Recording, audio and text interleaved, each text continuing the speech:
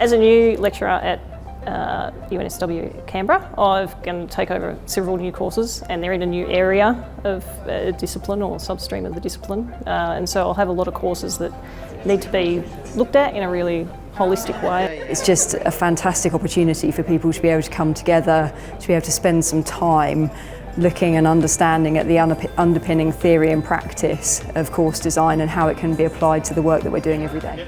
I have a course that I'd like to change the educational outcomes, and I know the way my work schedule is.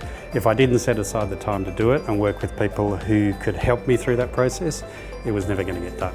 So this course has been really good that way. My motto for this course may be flexible, be student-centered, and support them, motivate them, and learn with them. For me, the big takeaway I've had from this week has been the power of peer review and how colleagues can just put the icing on the cake with helping each other to hone our teaching. It's a really sort of positive week to encourage excellence in teaching.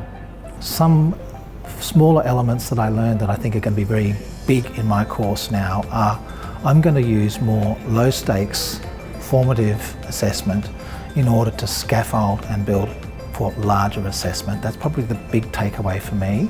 It works better when you've got a target, so you've got a course that you know there are ways to improve it, and so it's not a theoretical exercise, it's a very practical exercise informed by theory. The other thing then is recognise that you need space and time to do it. It's not that you completely redesign it in 5 days. It means that you have a clear path to do that and you have clear understandings of why. You might think you know what you're doing with a course, and you may have thought a lot about it, which is great. This is an important thing, I think, though, for really consciously understanding what it is you think you're trying to do. So the Americans say you go from soup to nuts, right? So you go from the very beginning, so you know what's the description, what are the learning outcomes, all the way through to activities. And so you need the time to do that. You can't do that in an afternoon.